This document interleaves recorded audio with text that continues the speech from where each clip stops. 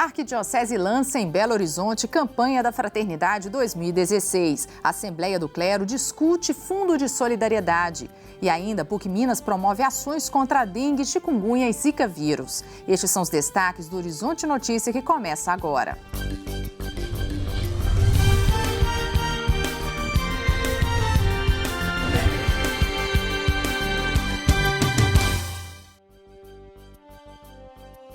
Celebração ecumênica marca a abertura da campanha da Fraternidade na Arquidiocese de Belo Horizonte. Cuidar do meio ambiente, das pessoas, de todos os seres vivos. Cuidar da casa comum. Com esse tema, a Conferência Nacional dos Bispos do Brasil e o Conselho Nacional de Igrejas Cristãs do Brasil propõem uma reflexão, girando principalmente em torno do saneamento básico.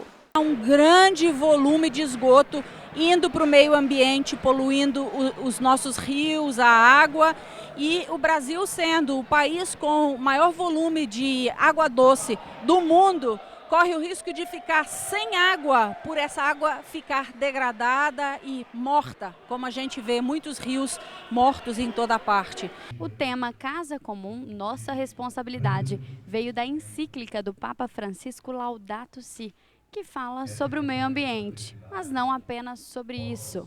Ela vai ainda muito além. A carta encíclica do Papa Francisco sobre nossa casa comum olha o mundo com os olhos de Deus. E nós temos fé, e que temos fé, somos chamados a olhar o mundo com os olhos de Deus. A Laudato Si é, na verdade, um grande programa de vida para quem crê, para quem quer viver dignamente a cidadania, para quem quer governar e servir ao povo como representante do povo de maneira adequada. E não é à toa que a abertura da campanha da Fraternidade aconteceu às margens do Ribeirão do Onça. Um rio que está degradado pela poluição. Nós queremos juntar esforços para que em toda a nossa arquidiocese, nascentes e córregos como este e outras condições de saneamento básico sejam restauradas. Nós escolhemos realizar aqui nesse bairro Ribeiro de Abreu, pela realidade social que nos desafia aqui e em tantos lugares, e ao lado de um córrego que é o Córrego do Onça, para mostrar como nós temos degradado a obra da criação e que nós precisamos agir de modo adequado. Tem jeito, a inteligência, a técnica, nós precisamos de vontade política, sentido de cidadania e coragem profética para fazer isso.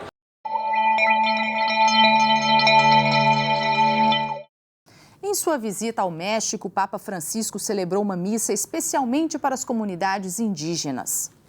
O Sumo Pontífice pediu perdão aos indígenas do México pela forma como foram maltratados ao longo dos séculos. Dirigindo-se, em particular, aos jovens destas comunidades, Francisco pediu-lhes para manter a sabedoria dos seus antepassados para assim ajudar a combater o que chamou de cultura do descarte. A visita ao México terminou na quarta-feira. Na abertura do calendário do Ano da Misericórdia está a data dedicada aos enfermos. Na Arquidiocese de Belo Horizonte, o momento foi celebrado na Casa de Padre Eustáquio, o Santuário da Saúde e da Paz.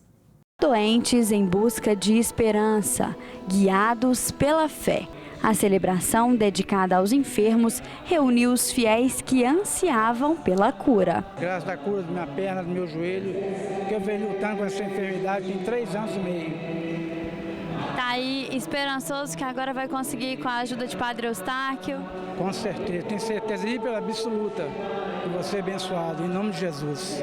A unção é o momento mais marcante da celebração e tem um significado muito especial, mesmo para quem não está doente. A unção dos enfermos é o sacramento que nos restaura, que junta as nossas partes, eu diria até assim os nossos cacos, e nos faz de novo inteiros. Ele tem 3 resultados sob o ponto de vista da fé e da graça. Ela é feita, aquela unção, na fronte, na palma das mãos, para dizer que a pessoa pela graça de Deus, é aliviada nos seus sofrimentos, nas suas dores. Pela graça de Deus, aquela pessoa, ela tem os seus pecados perdoados. E pela graça de Deus, o que é mais importante, aquela pessoa experimenta a salvação que Jesus Cristo nos veio trazer. Os fiéis que estiveram no Santuário da Saúde e da Paz no Dia dos Enfermos aproveitaram o momento para relembrar o dom de ser misericordioso. A data faz parte do calendário do Ano Jubilar da Misericórdia.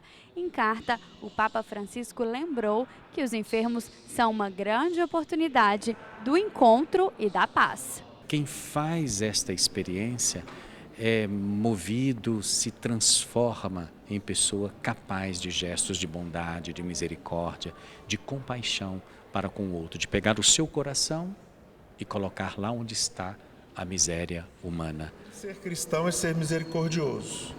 E o ano da misericórdia é justamente essa coisa bonita que o Papa Francisco está nos convidando a todos de aprender a conjugar o verbo misericordiar. O Papa nos convida a viver misericordiando.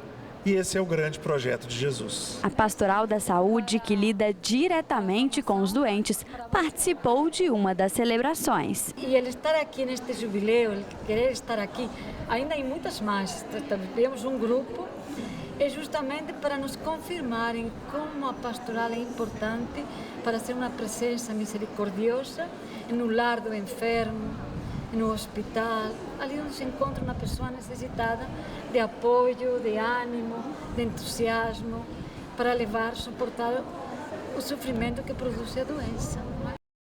Primeira Assembleia do Clero do ano discute o Fundo de Solidariedade, recurso que tem por objetivo financiar a construção de paróquias e obras paroquiais, entre outros. O Fundo de Solidariedade tem missão pastoral e evangelizadora. Funciona assim: parte do dízimo de todas as igrejas é destinado ao fundo. Oportuniza a todos os padres e, consequentemente, a todas as paróquias de participarem colegial e corporativamente da administração desses bens a serviço da evangelização. É por isso que fizemos aqui essa assembleia, para prestar contas, para discutir, para atualizar, para servirmos mais. Esse recurso é empregado de diversas maneiras.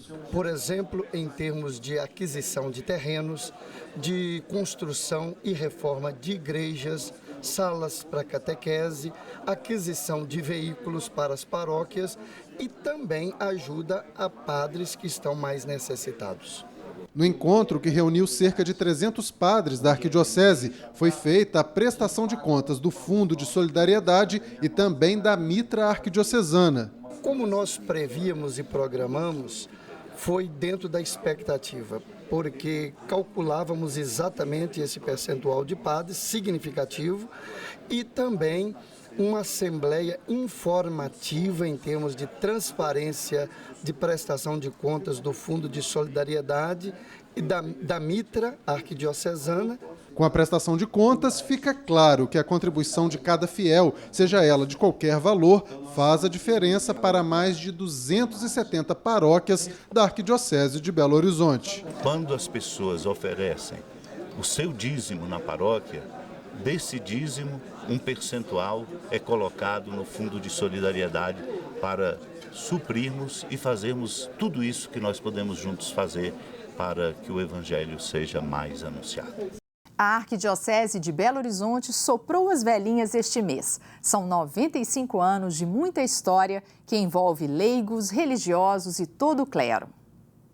Um arcebispo, 3 bispos auxiliares, 650 padres, 267 paróquias em mais de 20 municípios mineiros, 95 anos, idade de uma jovem arquidiocese que tem um futuro promissor, cheio de grandes projetos.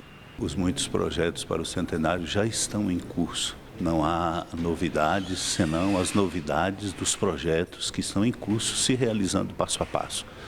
Eu quero me referir, por exemplo, à publicação que nós estamos fazendo de uma coleção em 10 volumes sobre a história da Arquidiocese de Belo Horizonte, retratando as suas instituições, o seu povo, o seu laicato, os seus padres, sua presença pública. Uma arquidiocese que abrange tantos municípios e tem uma estrutura tão grandiosa precisa se organizar. São vários os órgãos estruturados para tomar conta da missão evangelizadora de uma igreja voltada para o povo.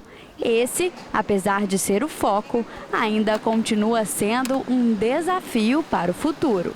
Nós estamos prevendo uma igreja centenária com mais comunidades que nós temos hoje cerca de 1.400, 1.500. Quem sabe poderemos dar de presente para Jesus Cristo mais 100, 200, 300, 400, 500 comunidades.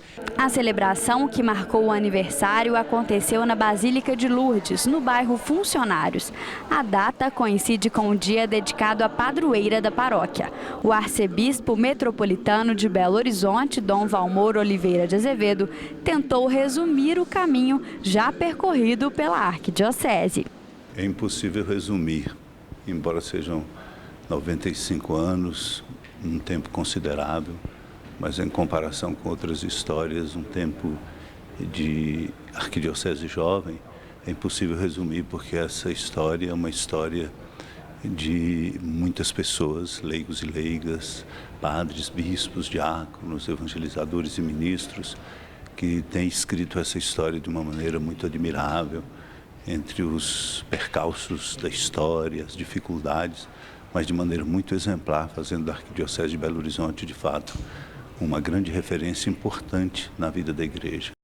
No próximo domingo, dia 21, acontece no Santuário Estadual Nossa Senhora da Piedade uma missa com bênção especial a todos os colaboradores da Faço Parte, campanha dos devotos de Nossa Senhora da Piedade. A celebração eucarística será realizada às 8 horas da manhã, com transmissão ao vivo pela Rádio América, AM 750 e pela TV Horizonte. Você também pode acompanhar a celebração da missa pelo site www.americabh.com.br.